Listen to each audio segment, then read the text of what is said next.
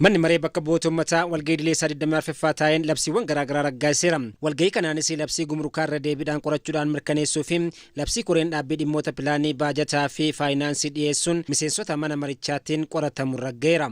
የመኪና መወረስን በተመለከተ እንደ ጭነቱ መጠን dhimmi konkolaataa kontiroobaandiin qabame fuudhuu gara mootummaaf galii gochuun wal qabatu yeroo hedduu konkolaachisaan abbaa qabeenyaa waan hin taaneef mirga abbaa qabeenyummaa miidhuu hin tahu ibsi osoo itti kenname. በኮንትሮባንድ የተጫነው ዕቃ በመውረስ በቂና የሀገርን የንግድ ስርዓት ከኮንትሮባንድ ለመጠበቅ ፍትሃዊ የሆነ ቅጣት ነው ብዬ አስባለሁ። meeshaa kontiroobaandii fi aman guutummaatti fuudhuun qofti sosochii kontiroobaandii biyyattiin tasgabbeessa jedheen yaada. Kanaaf labsichi osoo hin mirkanaa'in dhimmoonni abbaa qabeenyummaa konkolaataa adabuu fi konkolaataa irraa fudhachuu osoo keessaa baheen jedha. ጋጆች ሁሉ መወገድ አለባቸው ብዬ አስባለሁ። የጭነት ማሸጊያ ወይም ኮንቴይነር በመክፈት ኮንትሮባንድ ዕቃ ቀላቅሎ ጭኖ የተገኘ የተባለው ኮንቴይነር ሜሻ ባቱ ሳቁን ሜሻሌ ገረገራ ፍኤ ከን አርገሜ ካን ጄዱ ኢረቲ ካን ኤረሜ አባ ቀቤኛ ቆፋዳ ገሩ ኮንኮላቺሳ ፊ አባን ሜሻ እቲ ደበለሙ ቀባ ኮንተንቱ ውስጥ ተጠያቂ የሚሆነው ማን ነው የሚለው የመኪናው ባለቤት ይላል። እዚህ ጋር አጓጓዥም ሾፌርም አሽከርካሪም መጨመር አለበት። የአዋጅ ኮንትሮባንድን ዲስከሬጅ ለማድረግ ሲዘጋጅ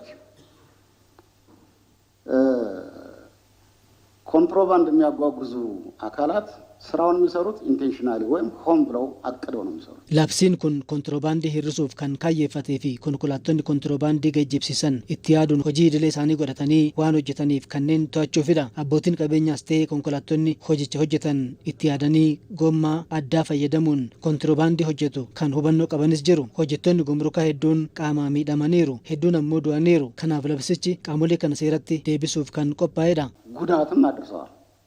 ብዙ የጉምሩክ ባለሙያዎችና ሰራተኞችን አካልታቸው ጎሎን ሞተዋል፣ መስዋዕትነት ከፍለዋል። Haaluma wal fakkaatuun labsiin nageenya saayibarii irratti qophaa'e koree dhaabbii dhimmoota nageenyaa fi hariiroo alaan qophaa'e mana maree bakka bu'oota uummataatiif dhiyaachuun raggeera.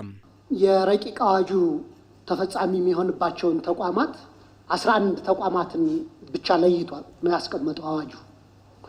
labsicha dhaabbilee raawwachiisan dhaabbilee 12 qofatu adda bahee jira.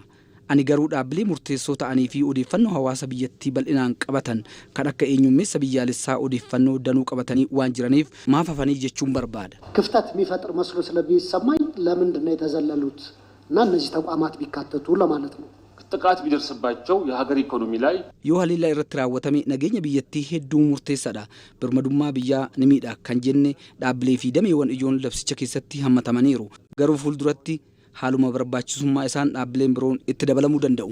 እንግዲህ እዚህ ላይ የተለዩት ቁልፍ የሚባሉ ናቸው እንጂ ሁሉም መሰረተ ልማቶች አይደሉም። kanneen labsii kanaan adda bahan dhaabbilee misoomaa ijoo ta'anidha malee dhaabbilee bu'uura misoomaa hunda miti. Keessaayyuu dhaabbilee jiran keessaa isa kamirratti haleellaa yoo raawwatame kanneen biroo miidhuu danda'a. Hawaasa biyyattii fi biyya irratti miidhaa akkamii qaqqabsiisa isa jedhu adda baafneetidha. Kanaaf dhaabbileen ijoo jedhaman 11 adda ba'aniiru. Fuulduratti akkuma jedhame kan itti dabalamu ta'a. ናቸው የተባሉ 11 ዘርፎች ተለይተዋል። እንደተባለው ደግሞ ወደፊት እየተጨመሩ የሚሄዱ ሊኖሩ ይችላሉ። Manni marichaa walgahii idilee isaa kanaan labsiiwwan lamaanitti dabalataanii qaboo yaa'ii walgahii idilee 23ffaa mirkaneessuun walgahii isaa goolabeera.